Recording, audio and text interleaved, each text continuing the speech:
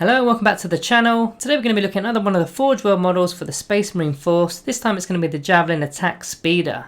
So we're going to be doing the review and giving it a star rating at the end of the video. So let's get straight into it with the datasheet. So if you were to field this attack speeder, it's going to be costing you 7 power level or 125 points before any upgrades are taken. So as for the actual stat line, it's got a movement of 16 inches, weapon skill 3+, ballistic skill 3+, strength 4, toughness 6, wounds 9, attacks 2, leadership 7 and a 3+ save. So slightly slower than the standard land speeders because they're moving at 18-inch range, but this thing has 9 wounds as opposed to 6. As for the actual war gear, these things are equipped with a heavy bolter and a Javelin missile launcher. So let's quickly go through those. The heavy bolter, 36-inch range, heavy 3, strength 5, -1 AP with 2 damage. So pretty much an elite infantry killer, purely down to that damage 2. And strength 5 means you're likely going to be wounded on a 3 or a 4+. And of course in the first battle round, that AP will go to a -2 AP due to the devastated doctrine there. Then the second weapon being the Javelin Assault Launcher. You're selecting a profile, either the frag missile or the crack missile. They're 36-inch range. The frag is heavy 3d6, strength 4, no AP, 1 damage with the blast keyword. And the crack missile is heavy 3, strength 8, -2 AP with the damage d6. So very similar to the standard missile launcher, just the amount of shots there that differ.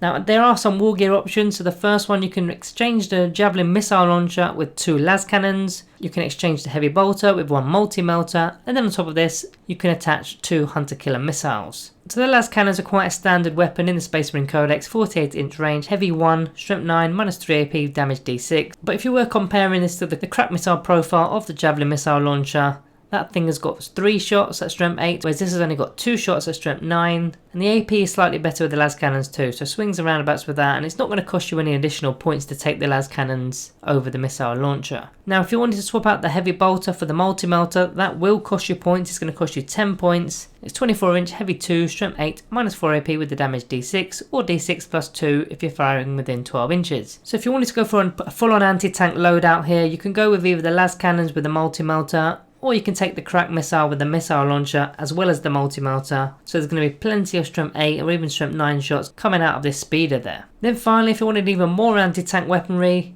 you take those 2 hunter killer missiles. They're only one use only, but they're 48-inch range, heavy 1, strength 10, -2 AP, damage d6. They're 5 points per missile. So take 2 of them for 10 points. Use them in the Devastator Doctrine in turn 1 to make them a -3 AP weapon there. As for the abilities, Angels of Death. So the only rule within the Angels of Death that's actually going to come into play is the combat doctrines, as we've already mentioned. And because all the weapon options are actually heavy weapons, it's only the Devastator Doctrine that's going to make any effect whatsoever, giving the AP an additional 1. All the other parts of the Angels of Death aren't really going to be that relevant. Maybe Shock Assault at a push, but this thing isn't really a melee unit. It's then got the Martial Legacy ability. Now this isn't really a good thing. It's going to mean that if you are fielding one of these speeders, it's going to cost you 1 command point to field. So very similar to taking a super heavy auxiliary detachment, except this is actually one of your fast attack options, even though it's costing you a command point. It then explodes due to it being a vehicle, so when it's destroyed on a 6, each unit within 3 inches is going to suffer 1 mortal wound, quite standard there. And finally, if you're playing the Dark Angels chapter, this thing automatically gets the Raven Wing keyword, which will synergize with the Raven Wing abilities, which we'll go over later in the video. So finally, let's go on to the actual keywords of note. They're quite straightforward here. It's got the chapter keyword, so it can go into any chapter. It's a vehicle, it can fly, and it's a land speeder, so it's going to interact with some stratagems. So let's go on to those stratagems. Armor of Contempt, as always, because it's a vehicle, you can ignore wounds on a roll of a 5+ that are mortal wounds. You can then use Skilled Riders for 1 command point because it's got the land speeder keyword. If you've advanced in your own turn and it's a target of a range attack in your opponent's shooting phase, then it's going to subtract 1 from the attack's hit roll for the enemy unit there. You've then got Hit and Run Warfare for 1 command point as well, again because it's a land speeder.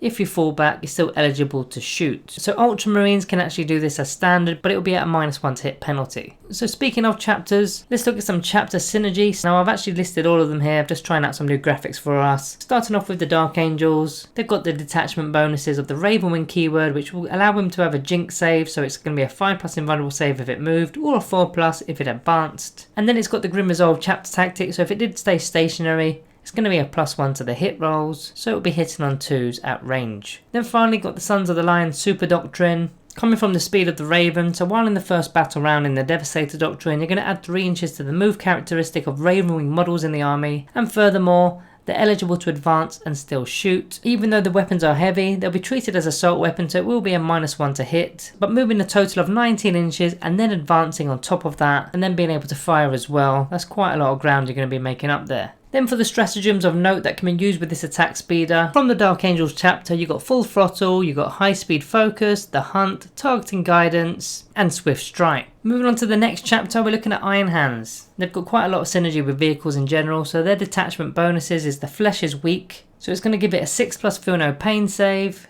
Now the damage table part isn't going to actually have any effects. You've not got 10 wounds or more, so they don't actually have a damage table, but a 6+ feel no pain save isn't too bad. And the super doctrine, which is calculated fury, so in turn 1 in the Devastator doctrine, when you're firing your heavy weapons you're going to get to reroll all hit rolls of a 1. So bear in mind, in the Devastator doctrine all your AP of your weapons is going to go up because of the combat doctrines. And if you remain stationary, you're going to be hitting on 2s as well. So hitting on 2s, rerolling 1s with better AP, not too shabby. Then finally the Raffle Machine Spirit stratagem, which allows you to reroll all of your hit rolls as opposed to just 1s, and this can be done in any phase for 2 command points. Another chapter that I'd like to go over is the Salamanders. Now first of all, they've got the Forged in Battle chapter tactics. This will allow them to reroll a single wound roll per unit per phase. And with the Promethean Cult Super Doctrine, in the Tactical Doctrine, when you're resolving an attack with a flame weapon or a melter weapon, you're going to add 1 to the wound roll. So you do have the option of having the multi-melter when you're replacing the heavy bolter there. And they've also got a noteworthy stratagem, which is the Fires of Battle stratagem for 1 command point, done in the shooting phase or your opponent's charge phase. When a Salamander's unit is using a flamer weapon or a melter weapon, again you've got a multi-melter if you've opted for that one. And when resolving an attack with a weapon, any unmodified wound roll of a 4+,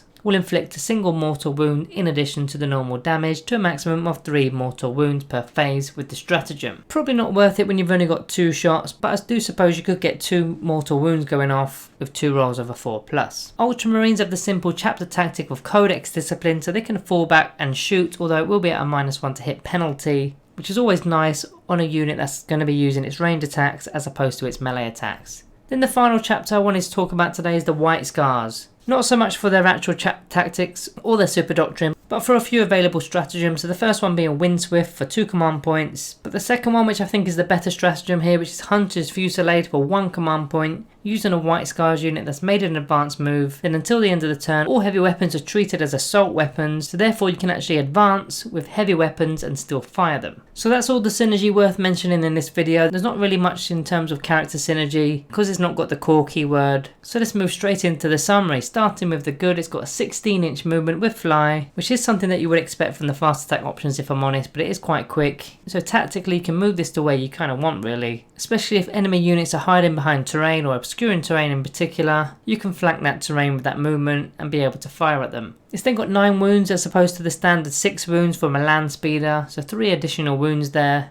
Makes it a little bit more sturdier. It's then got 5 strength 8 shots if you're taking the multi-melter option, which is pretty decent in terms of its actual damage outlay. And it's got some decent synergy, especially with the Dark Angel's Raven Wing, with that Jinx save in particular for the Invuln save. As for the bad, it's got the Martial Legacy ability, so it is going to cost 1 command point just to field it, which is a little bit annoying in my opinion. I don't know why this even exists as an ability. I don't believe it should be there. Maybe the Forge World book just needs a bit of an upgrade. And for the actual speed, it's a little bit slower than the standard land speeders. They've all got 18-inch movement, and this one's got 16-inch movement. It's still pretty quick, I'm not going to complain too much, but you've got to put it in the bad section. And it's still a very fragile model. It's only got toughness 6 after all, and it's got no invuln save, so it's going to be very easily removed if it's focus fired on. So my question would be, are 2 standard land speeders better in terms of value than the Javelin attack speeder? The 2 standard land speeders are 60 points each, so if you're taking 2 of them, that's going to be 120 points, and if you add in the multi-melters, that's going to be 140 points. Whereas this model with the multi-melter is 135 points. It's only going to have 9 wounds, but the 2 land speeders are going to combine to a total of 12 wounds.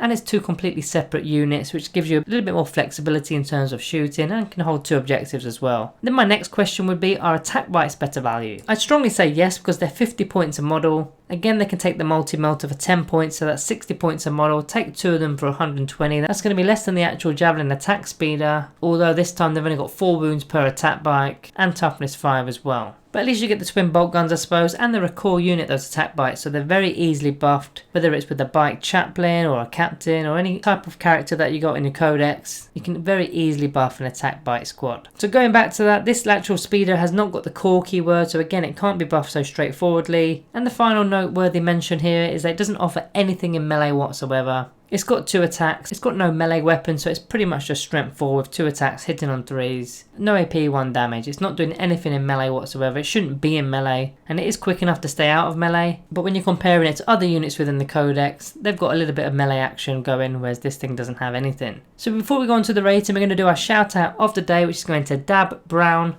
for his comment on the Space Marine top 10 video we did recently. He's a Necron player like I am. He's a little bit sad that we've only got a few core units within the Necron Codex as opposed to the Space Marine Codex. They've got what seems like hundreds of units that they've got the core keyword within the book. So shout out goes to you, Dab Brown. As for the rating today for the Javelin Attack Speeder, I'm not rating it that high, to be honest. I'm going to go with a Planet 40k rating of 2 stars.